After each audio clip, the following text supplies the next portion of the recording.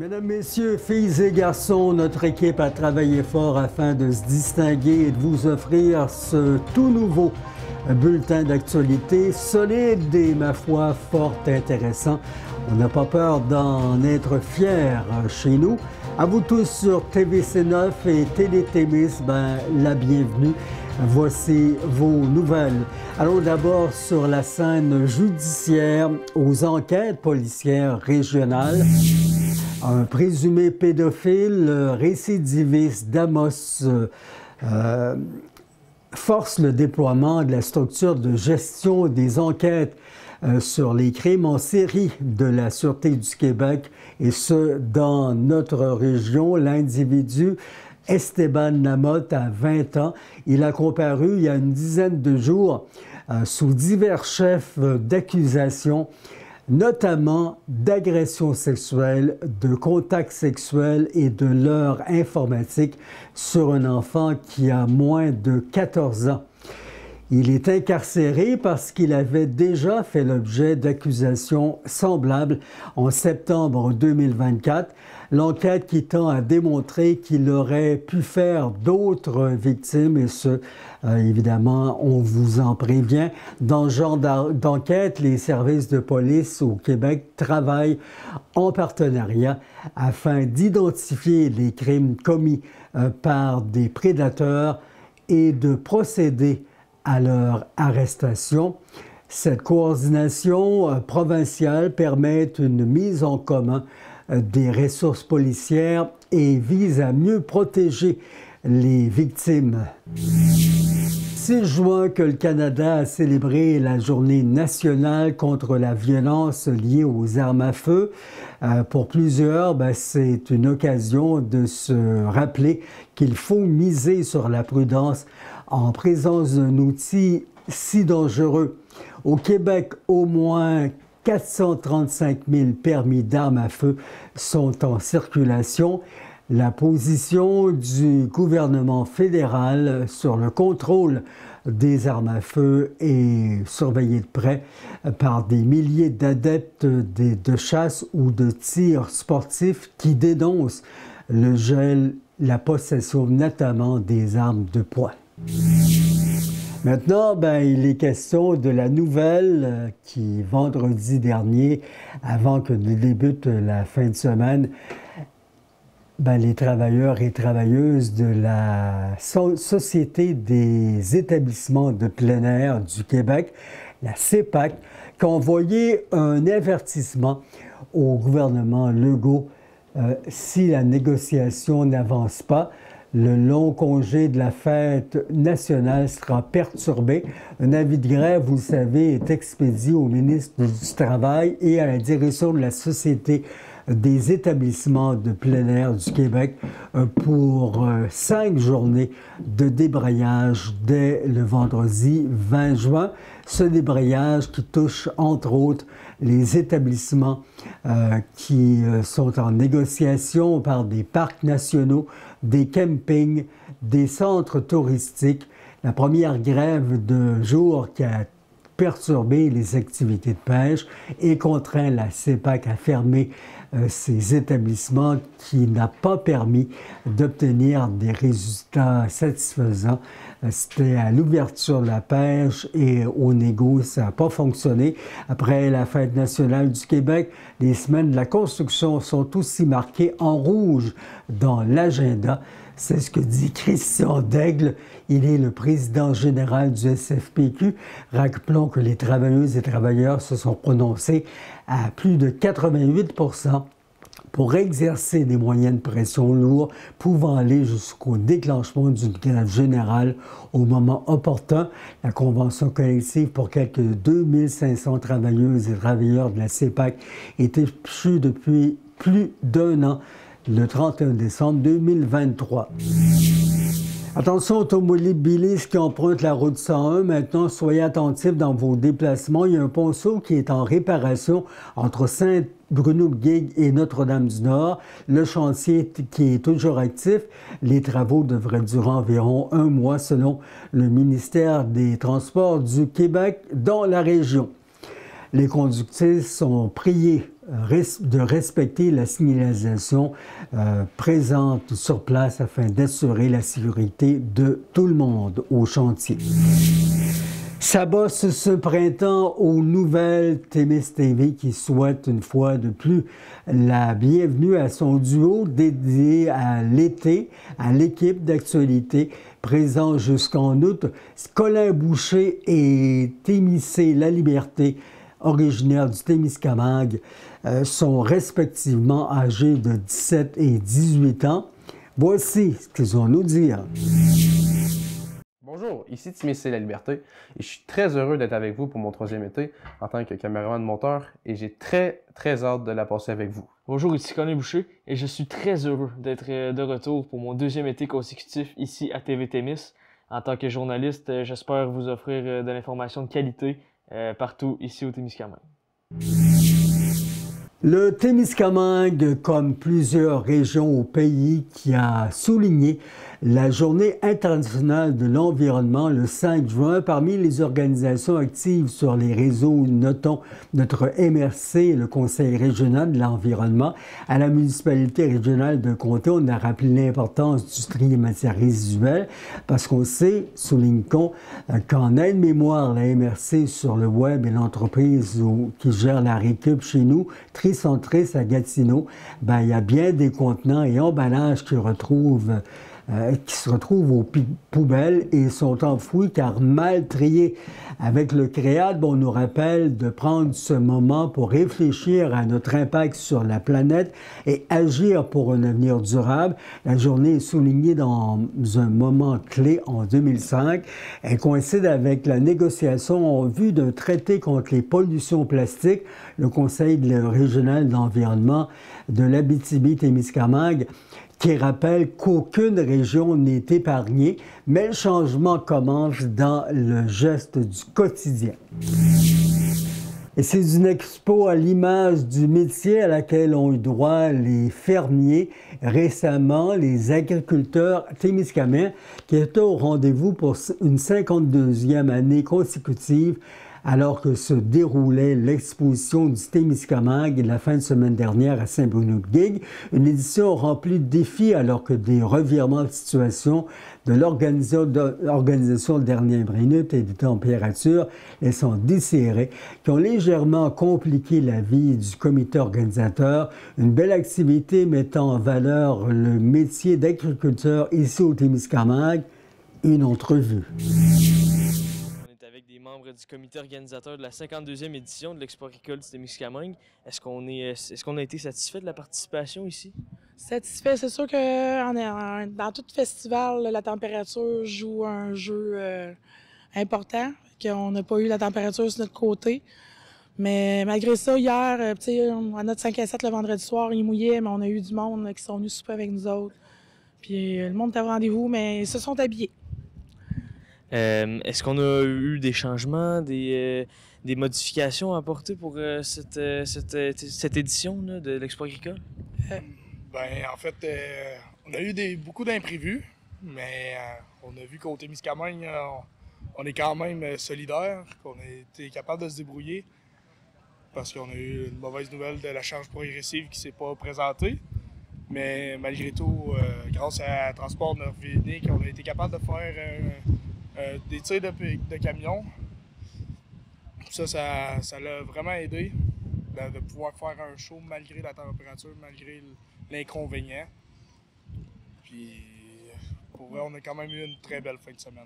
Ouais, les coureurs, on s'est réunis avec les coureurs, puis les coureurs, on a fait un caucus, puis on a fait des téléphones, puis on a réussi à se revirer de bord. Puis, mais cette année aussi, on avait un jugement, c'était nouveau, un jugement de ovin caprin. Ovin pour mouton, caprin pour chèvre. Fait que c'était nouveau cette année. Fait que ça amène une belle diversité, puis on apprend nous aussi, là, c'est le fun. Beaucoup de planification de dernière minute inattendue là, pour vous cette année.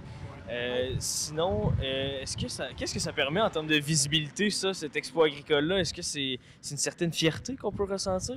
Bien, c'est sûr, parce que c'est le travail de plusieurs gens au Témiscamingue, l'agriculture. La fierté de sortir des animaux. On avait 76 têtes en Holstein, une vingtaine dans le bœuf. plus les chèvres, qu'on avait plusieurs têtes. Fait que on s'est cassé la tête pour réussir à tout rentrer nos vaches, puis que le monde puisse venir exposer leurs vaches puis montrer que leur travail. Là. Vendredi soir, on a fait... vendredi dans la journée, on avait une journée école. Fait qu'on on avait les écoles de Neglect, Notre-Dame du Nord et Gig qui sont venus passer la journée avec nous. Fait qu'on avait des kiosques à visiter, puis les animateurs ils ont bien aimé ça, puis les jeunes ont adoré. Là. J'ai eu des très bons commentaires. En terminant, est-ce que ça permet un peu d'ouvrir les yeux sur certains enjeux du monde agricole en 2025, cette exposition ici? Vraiment, montrer aussi que l'agriculture, c'est pas juste travailler dans la vie, c'est aussi avoir du plaisir, de passer du moment en famille, travailler en famille, une passion que tu peux pas... C'est pas vraiment un travail, en fait. C'est vraiment plus la passion qui nous apporte à pousser de l'avant pour continuer avec l'agriculture. S'améliorer, puis les technologies sont là, on s'améliore, puis c'est... Il y a toujours des nouveaux changements à venir, puis des nouvelles améliorations, des essais. Des fois ça marche pas, mais il faut toujours persévérer. Ouais. Merci beaucoup. Merci. Sopfeu, bas, modéré, extrême, c'est l'indice d'inflabilité qui accompagne le beau temps dans les derniers jours, même si la pluie s'en est pris à la région depuis lundi dernier. En Abitibi et au Témiscamingue, quand il pleut, on apprécie une alerte de bas à modéré. 109, autour de 109 incendies de forêt ont sévi au premier week-end de juin, 100 à cause de rebut. Il n'y a pas dans les pubs que ça se passe. Souvenez-vous, 2 feux qui ont été échappés en Abitibi. Ils ont été allumés par des foules de broussailles dans les 15 derniers jours. Quand même, la Sopfeu qui invite la population à redoubler de prudence à l'approche de la saison estivale, particulièrement propice à l'explosion de feux de forêt de grande envergure. Notons que la situation quand même enviable qui prévaut au Québec permet à l'organisation de soutenir des partenaires des provinces canadiennes, 60 pompières, pompiers forestiers québécois, on vous le rappelle, sont à pied d'œuvre pour prêter main forte à leurs collègues de l'Alberta. Toujours mieux servi par soi-même, c'est un adage qu'on peut associer au système de santé maintenant chez nous. Le réseau des universités du Québec et l'UQAT qui lance un programme de médecine axé sur la médecine familiale dédiée au programme de santé. Une entente avec la CAQ assortie avec le financement de 350 000 $, auquel s'ajoute l'investissement de 2 millions de la Fondation de l'Université du Québec. La création du premier programme résolument axé sur la médecine de famille et la première ligne est répartie sur l'ensemble du territoire québécois et entièrement au réseau public de santé qui représente une mesure pour améliorer l'accès à un médecin de famille pour les Québécois et Québécoises dans toutes les régions.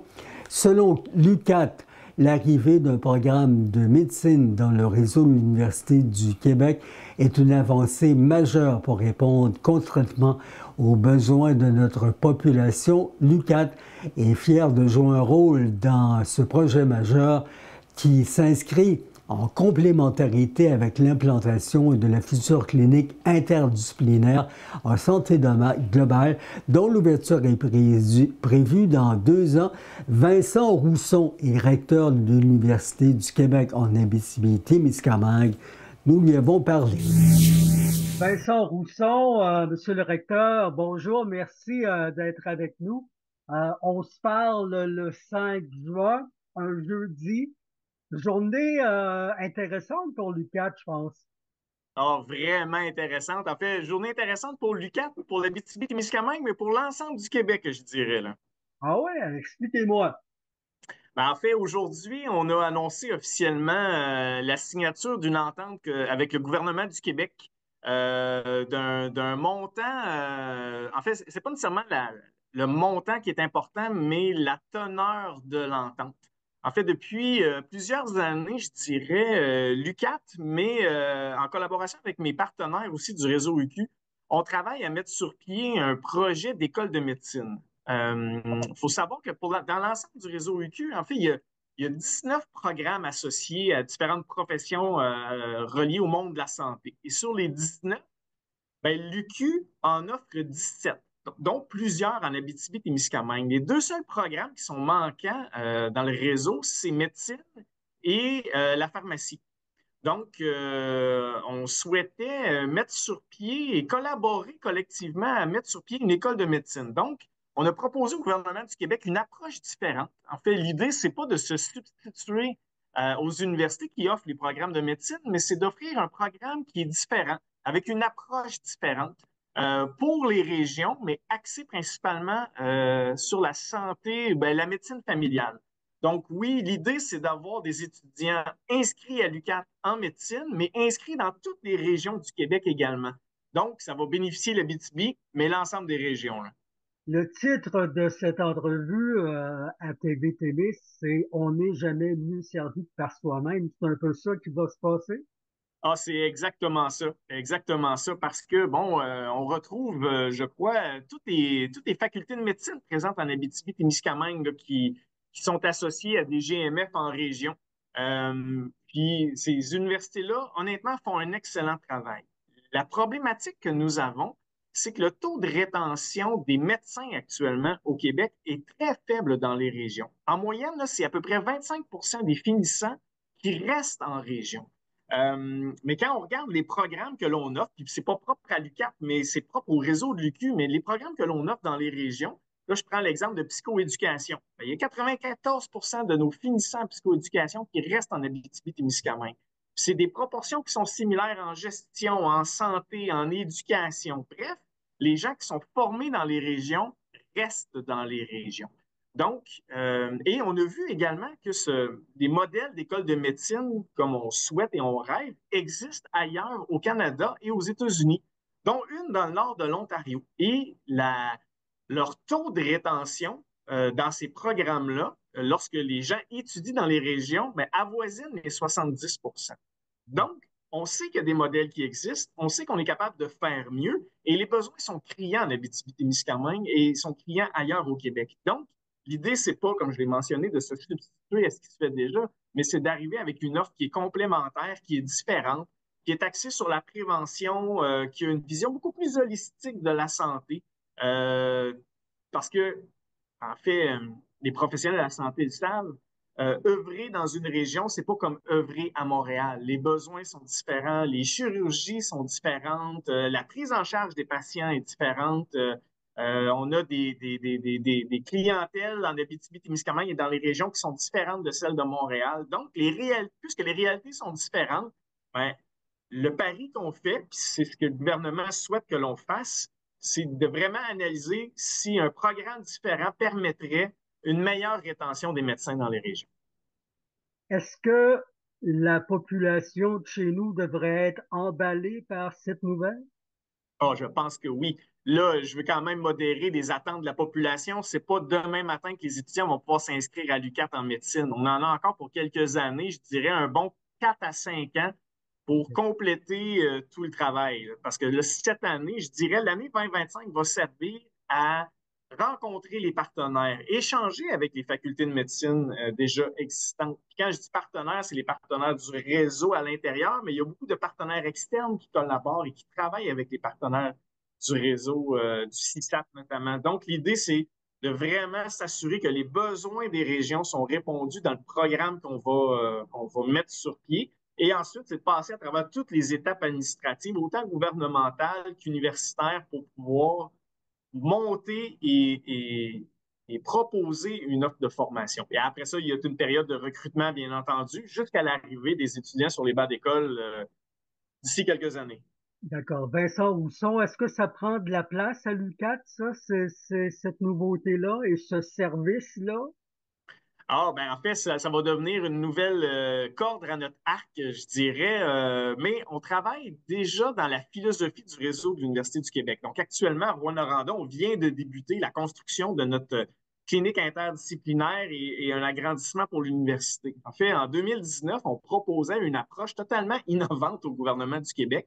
Donc, puis on ose croire que l'approche que l'on met de l'avant est venue influencer aussi Santé Québec, parce que de l'aveu même de Mme Biron, là, la PDG de Santé Québec, malheureusement, le système de santé travaille beaucoup trop en vase clos.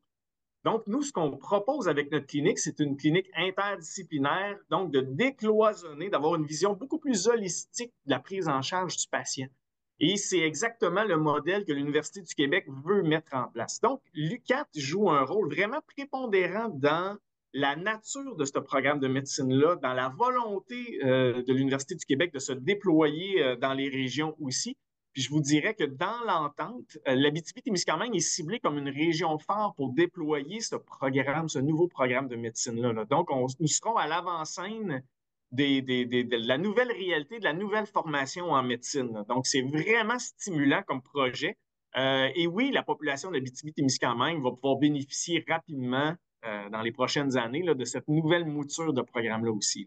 Oui, le patient va encore patienter, mais évidemment, c'est dans l'objectif, mais c'est dans ça fait partie de la game, comme on dit, soyons Oui, clairs. exactement, mais c'est une volonté claire et affirmée de l'UQAT d'être un acteur et un joueur prépondérant au niveau de la santé et du programme de médecine. Évidemment, bon, ça fait longtemps qu'on leur demande, mais on devra encore un peu patienter au niveau des personnes qui ont besoin d'un médecin de famille puis de soins. Ils ne manquent pas de soins, là, ils sont pas laissés à eux-mêmes, mais on sait ce qu'on veut dire. Ah oui, tout à fait. Puis je pense qu'on n'a jamais été aussi proche d'une percée. Parce que, bon, le réseau de l'UQ, en fait, on caressait ce rêve-là depuis la fin des années 90. Mais c'est vraiment dans les dernières années. Puis on s'est aperçu, quand je suis arrivé au rectorat, j'avais déjà, je connaissais le modèle ontarien. J'ai appelé mon collègue à Rimouski, on a tenté, on a appelé l'UQ, on a commencé à travailler des trucs ensemble, et là, par la force des choses, on s'est aperçu que Trois-Rivières avait un intérêt, Chicoutimi avait un intérêt, puis avec l'arrivée du nouveau recteur à l'UQAM, Stéphane Pallage, qui souhaitait créer une faculté de médecine à l'UQAM, ben, ça a été une belle occasion d'une rencontre entre nous, les chefs d'établissement, pour se dire, bien, est-ce qu'on y va tous collectivement?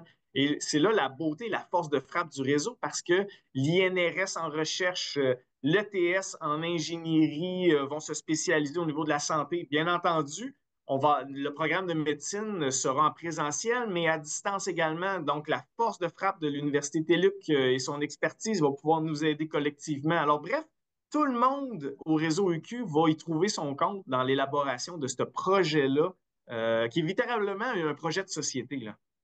Et le gouvernement est collaborateur. J'imagine que ça tombe bien parce que ça va arriver dans un moment où il a besoin de bien paraître auprès de ses électeurs ou collaborateurs ou québécois. Voilà. Ben oui, comme tout est dans tout, bien effectivement, pour le gouvernement aussi, là, c'était une belle façon là, de continuer à travailler sur le développement des services en santé. Là. Donc, on arrive avec une approche qui est innovante, qui est différente, qui va déstabiliser le réseau de la santé d'une certaine manière parce que les gens sont habitués de travailler d'une certaine manière. Mais avec l'arrivée de Santé de Québec, leur nouvelle vision de gérer la santé pour les Québécois et les Québécoises, avec ce qui se fait déjà au niveau des facultés de médecine, mais avec notre nouvelle vision, notre nouvelle approche, ben là, on risque d'avoir un beau bouquet de services pour la population. Là. C'est vraiment notre intention. Là. Et vous semblez être des partenaires enthousiastes. Je comprends bien. Oui, tout à fait. En fait, à ce moment-ci, la réception, elle est excellente. Là. Je suis à Montréal actuellement là, pour l'annonce, puis on participait à un colloque sur la première ligne en santé. Et lorsqu'on a fait l'annonce de manière officielle devant tout le parterre des gens du colloque, en fait, les gens étaient très enthousiastes là, à l'idée là, que l'Université du Québec se lance en médecine, mais d'arriver avec une approche qui est différente. Et ça, les gens le sentent, ils disent, ben, on a besoin de penser différemment nos programmes en santé, notamment en médecine. Et il voit bien la réalité dans les régions aussi, là, où il y a un enjeu, il y a un enjeu de soins parce qu'il manque de médecins, mais il manque plein aussi de professions dans nos établissements, là. Donc, l'idée, c'est de prendre part de façon plus active là, pour soutenir nos établissements. Donc, le CISAT en Abitibi-Témiscamingue. Donc, médecine fait partie d'un élément, mais on ne veut pas s'arrêter à médecine non plus dans les prochaines années. Et la réaction vous semble bonne dans la région, là? Oui, tout à fait. En fait, j'ai une collaboration extraordinaire avec Caroline Roy, avec ses équipes aussi. Il voit d'un très bon œil l'arrivée d'un nouveau programme de médecine. Puis le fait que, parce que c'était une préoccupation, parce qu'il y a un enjeu par moment de stage et de placement, mais sachant que c'est pas, en fait, les étudiants qui s'inscriraient à l'UQAP, qui seraient formés chez nous, ben, vont pouvoir profiter, oui, des médecins de l'Abitibi-Témiscamingue, mais vont profiter aussi de l'expertise de plein d'autres médecins ailleurs au Québec. Donc, ça va enlever de la pression sur les médecins de la région pour pouvoir venir enseigner dans ce programme-là. Donc, ils vont y contribuer activement, mais en même temps, tout le fardeau ne sera pas sur les médecins de l'Abitibi-Témiscamingue pour nos étudiants et étudiantes, là. Donc, ça vient amener une nouvelle façon de travailler, une nouvelle façon de faire, mais qui est pour l'instant très stimulant et stimulante pour le CISAT, là. Le milieu de la santé qui vit un grand moment, à votre avis?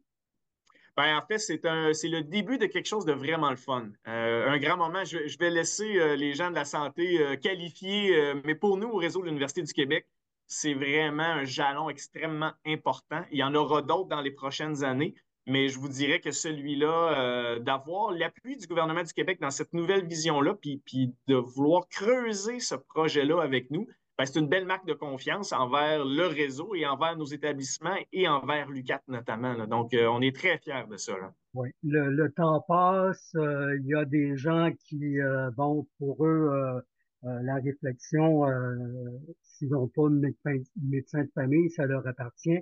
Mais pour l'avenir, pour, mettons, les gens de 70 ans avec qui on a encore de l'avenir, parce qu'à 70, il nous reste plusieurs années, ces gens-là ne vivront pas la même situation dans les prochaines années que ceux qui la vivent actuellement?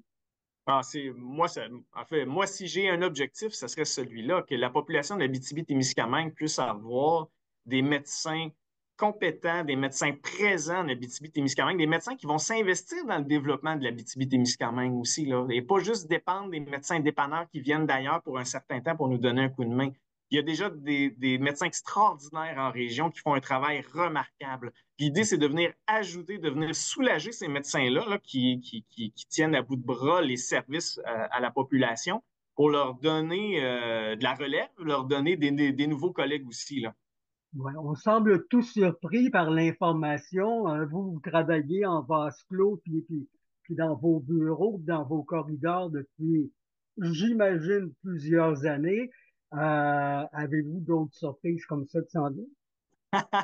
On travaille sur plein de nouvelles surprises, effectivement. Il y a des choses qui vont s'annoncer probablement au début de l'automne, là. On a plein de projets là, qui seront dévoilés. Mais il faut que je m'en garde un peu si je dévoile tout. Ah oui, c'est sûr que quand on a des bonnes nouvelles, on passe à la TV. Ah, ça arrive, effectivement. Vincent Rousseau, merci beaucoup d'abord de votre disponibilité. On s'est parlé rapidement en ce début d'après-midi aujourd'hui et puis paf, je vous ai en entrevue. Alors, je tiens à vous dire que les journalistes apprécient beaucoup. Alors, Vincent Rousseau, merci. Bonne fin de journée, puis à bientôt. À bientôt. Merci beaucoup, M. Moreau. À bientôt. Meilleur et respectueux accès, c'est ce que souhaitent et demandent, vous ne le croirez pas, depuis au moins 50 ans, les associations pour personnes handicapées au Québec. Les derniers jours marquaient la semaine de reconnaissance envers les personnes handicapées dans la province, des jours importants pour la valorisation des gens vivant avec un handicap. TMS TV s'entretient avec Madame Valérie Deschênes, de l'Association des personnes handicapées de l'Abitibi-Témiscamingue, le RAPAT. La dame nous explique les différents enjeux et nombreuses complications en lien avec les infrastructures non adaptées ici en région. On nous rejoint en entrevue. Oui, donc je suis Valérie Deschênes, directrice générale au recrutement de l'Association des personnes handicapées de la Témiscamingue, le RAFA. Madame Deschênes, est-ce que vous pouvez nous expliquer un peu concrètement quel est le rôle du RAFAT auprès des personnes handicapées? Oui, en fait, le RAFA, c'est, comme ça le dit dans le nom, c'est le recrutement des associations. Donc, on regroupe tous les organismes qui travaillent avec les personnes handicapées sur le territoire de la Témiscamingue. Donc, on est l'organisme là, en défense collective des droits qui est vraiment là sur le territoire régional. Parfait. Est-ce que, pour vous, est-ce que les droits et le respect des personnes handicapées ou en situation de handicap sont bien reconnus et ou respectés par l'ensemble de la population québécoise ou témiscabitibienne? Oui, en fait, on a une loi pour les personnes handicapées. Donc, la loi sur l'exercice des droits des personnes handicapées, qui est quand même entrée en vigueur il y a près de 50 ans. On remarque quand même beaucoup là, dans la dernière année, ça va avec en fait toute la vague qu'il y a aussi là, de la montée de la droite et tout ça. Fait que là, on remarque un recul de certains droits.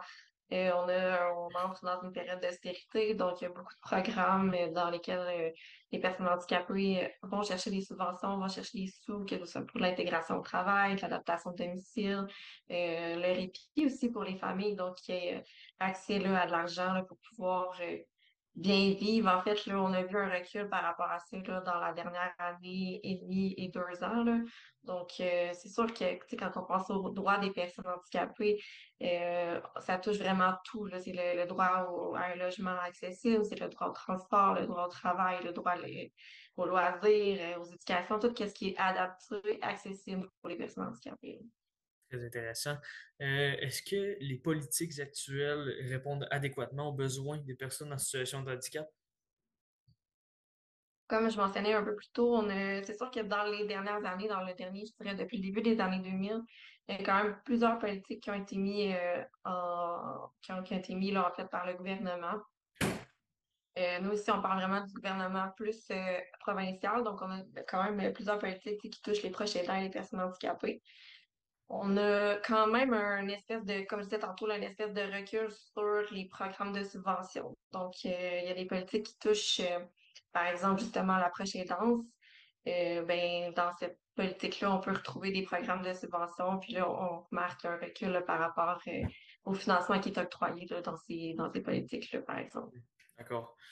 Est-ce que pour vous, ce serait quoi un peu les enjeux principaux ici quand on parle du Témiscamingue là, en tant que tel, que ce soit par rapport au transport ou par rapport à la reconnaissance des personnes en situation de handicap? Ben, dans le fond, c'est sûr que vous, au Témiscamingue, vous avez quand même la chance d'avoir un bon transport adapté et collectif qui est sur le territoire. Donc, on a quand même une belle offre de services là, pour ce qui est du transport. On est partenaire là, avec le transport adapté et collectif du Témiscamingue. On travaille ensemble beaucoup. Donc, je peux mentionner là, vraiment leur donner ce point positif-là. Là. Ils ont vraiment une belle offre de services, ils couvrent beaucoup de territoires. C'est plus ou moins un enjeu. Si on parle par exemple de l'accessibilité, ben, c'est sûr que l'accessibilité universelle, c'est un enjeu qui est partout en région. Étant donné qu'on est une région éloignée, que souvent ben, on est dans les plus petits villages où ben, c'est certain qu'il y a des bâtiments qui sont plus vieux. Donc, qui vont être moins adaptés. On a un manque d'informations parfois sur les normes qui sont offertes, qui sont là, qui existent en fait, que ce soit là, au niveau des ressources qui sont disponibles sur le terrain. Des fois, c'est peut-être qu'il y a peu de ressources ou en fait qui sont méconnues là, quand elles sont présentes. Puis c'est sûr qu'on parle aussi d'obstacles physiques, mais il ne faut pas oublier qu'il y a aussi la communication et les obstacles sociaux là, qui sont là, donc l'attitude des gens quand on va dans des lieux publics, par rapport là, au handicap. On pense souvent aux personnes handicapées en fauteuil roulant, mais il y a aussi les autres handicaps qui peuvent être invisibles. Donc, si on pense, par exemple, au trouble du spectre de l'autisme, à la surdité, à une déficience visuelle, déficience intellectuelle, on a vraiment là, plusieurs handicaps qu'il ne faut pas oublier non plus que les personnes vivent dans la société. Donc, c'est sûr que l'accessibilité est un enjeu. Nous, on a quand même là, le RAFAT, on a quand même une application mobile pour évaluer l'accessibilité, donc qui est déployée quand même sur votre territoire Témiscamingue, qui est disponible pour les gens qui voudraient faire des évaluations, qu'on peut en fait remettre là, de façon anonyme ces évaluations-là aux commerces qui sont sur votre territoire. Mhm. Vous avez parlé un peu brièvement de discrimination, si on pourrait appeler ce terme, là, au terme des personnes en situation de handicap. Est-ce que cette perception-là des personnes handicapées change de plus en plus au Québec dans les dernières années? Je dirais que dans les 10 dernières années, on avait quand même une belle visibilité, beaucoup d'efforts communs là, pour vraiment défendre les droits des personnes, puis les rendre de plus en plus visibles, de les rendre accessibles au travail, d'être capable d'être en mesure, là, en fait, là, de voir au-delà de l'handicap, de voir la personne comme étant une personne et non une personne handicapée seulement. Malheureusement, les personnes marginalisées ces derniers temps sont vraiment victimes de beaucoup de discrimination, donc on le remarque aussi chez les personnes handicapées. Donc, c'est sûr que faut ramener, il faut travailler dur, il faut faire encore du travail, là, il y en a encore beaucoup. Faut doubler les efforts dans cette catégorie-là. Mhm.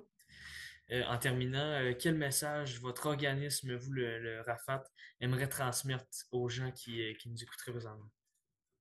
Oui, ben dans le fond, nous, ce qu'on souhaite au RAFAT, c'est vraiment une région où que tout le monde peut participer pleinement à la vie de sa communauté sans obstacle. Donc, que ce soit vraiment, comme je disais tantôt, l'accessibilité physique, mais autant communicationnelle que sociale. On veut en fait là, qu'ensemble, on puisse faire la différence, un petit geste à la fois. Puis, dans le fond, c'est vraiment des fois, c'est juste de s'informer, de poser des questions, d'essayer d'être inclusif le plus possible là, pour que ce soit les activités, ces services, ces sites Internet. Vraiment, là, on peut faire des activités puis juste avoir le réflexe de demander hey, est-ce que mon activité est vraiment accessible pour tout le monde? Est-ce qu'une personne avec un handicap va venir puis va le vivre comme n'importe quelle autre personne ici? C'est les petites choses qui font souvent la différence. Merci beaucoup, Madame Desjeunes. Ça fait plaisir. Donc pour vous, ça a dû être tout. Là, j'ai fini l'entrevue. Là. Pour vous, ça a dû être toute une semaine quand même. Là. Oui, L'organisme quand même. et autres. Là. Oui, mais on est bien entouré, on Mhm. travaille beaucoup en collaboration, fait qu'on a quand même là, la possibilité de travailler en équipe puis de splitter la tâche là. Mais oui, c'est une grosse semaine. Est-ce que vous avez eu plusieurs demandes d'entrevue comme ça? Est-ce que c'est bien reconnu au Québec cette semaine-là ou pas tant que ça? Ça m'intéresse. C'est quand même assez reconnu au Québec, OK. autant les organismes de base locaux qui travaillent que nous, les recrutements régionaux et les recrutements provinciaux aussi. On est une belle pyramide qui travaille tout ensemble. OK. Mais tu vois, cette année, tu es ma deuxième demande d'entrevue, mais cette année, on était plus tranquille. Habituellement, on fait des grosses capsules vidéo, on fait un Ah, lancement, OK. puis tout ça, puis on a quand même plusieurs demandes d'entrevue. Une Là. petite campagne là, quand même pour faire un peu de promotion. Je comprends. Ouais, Parfait. Ben, je vais vous laisser vaquer à vos occupations. Merci beaucoup encore parfait. une fois d'avoir accepté cette entrevue-là. C'est très apprécié. Merci à toi. Bonne journée.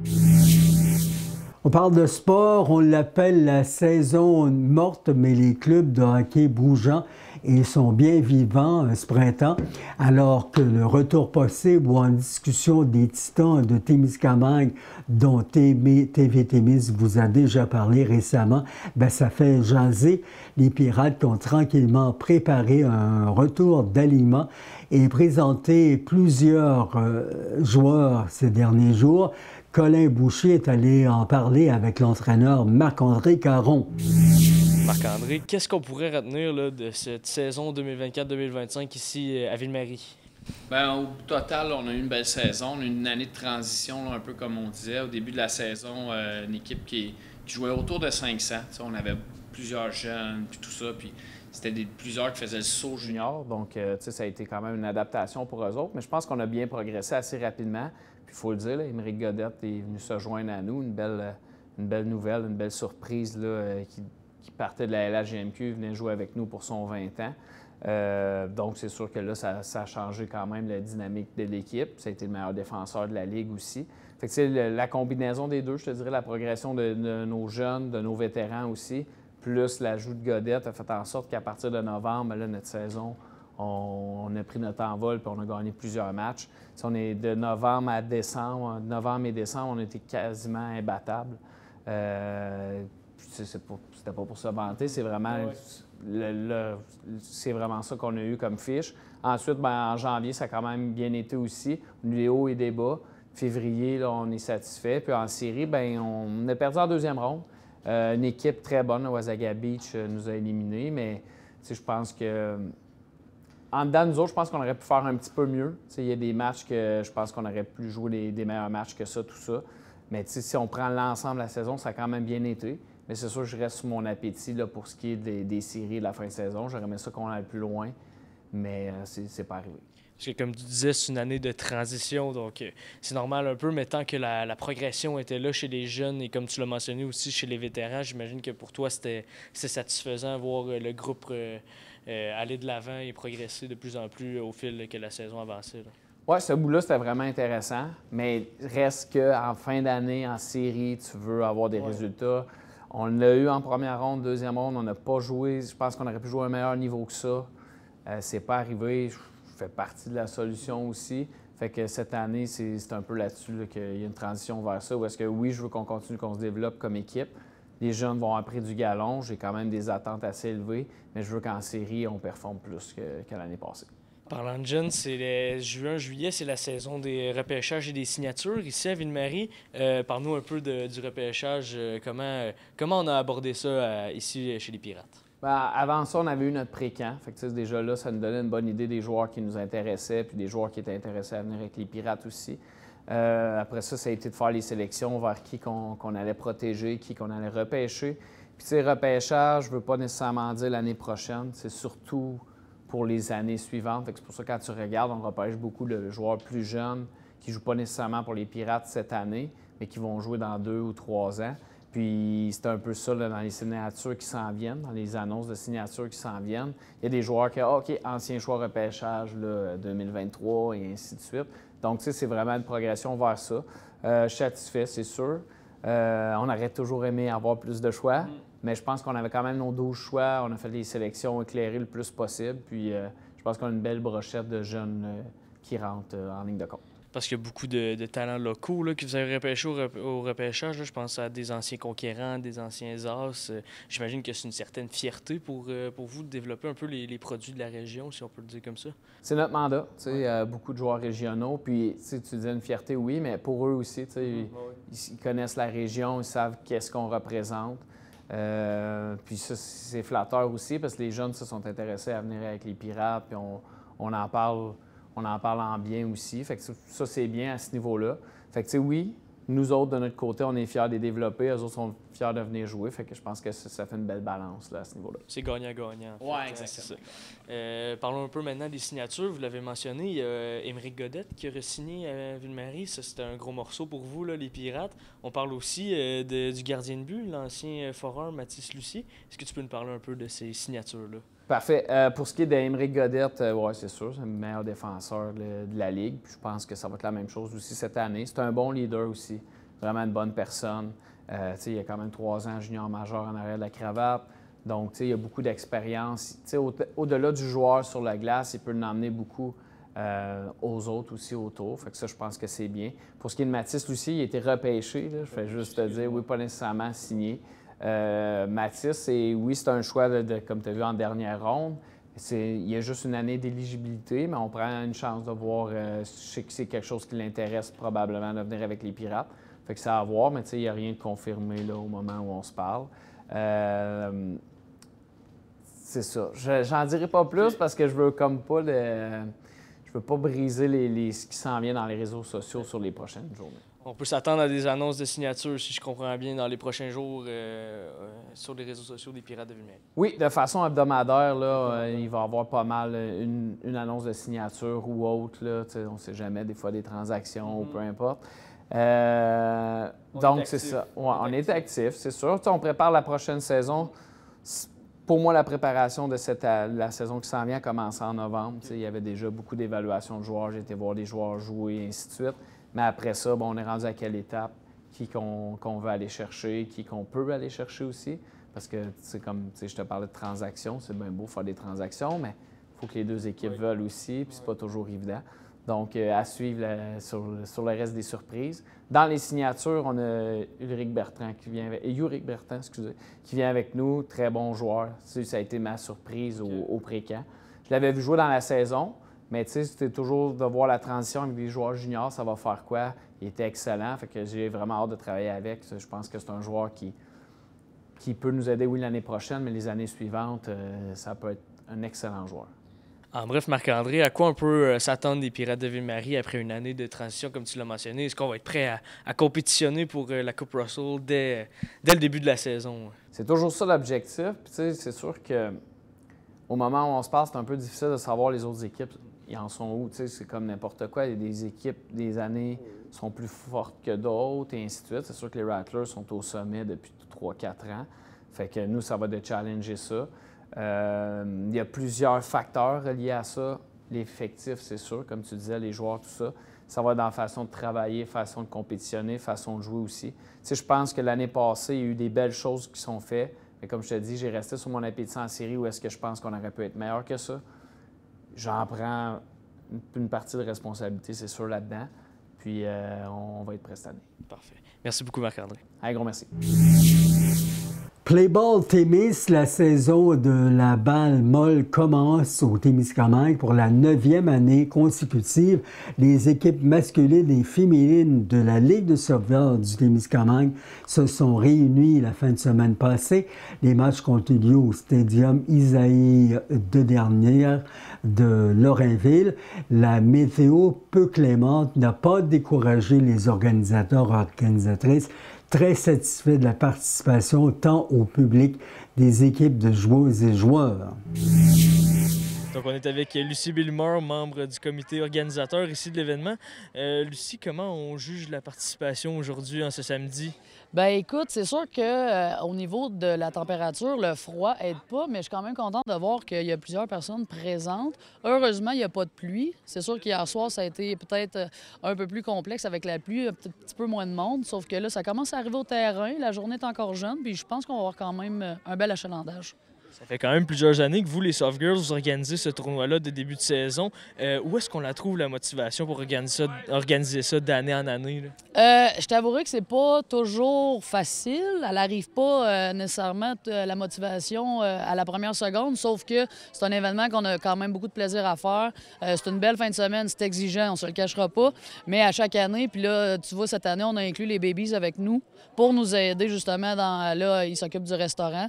Ils se sont occupés d'un autre terrain hier soir parce qu'on a plusieurs équipes, donc on a dû prendre 2 terrains. Fait que ça nous a aidé beaucoup cette année. À ce niveau-là, ça nous a libéré un peu de temps.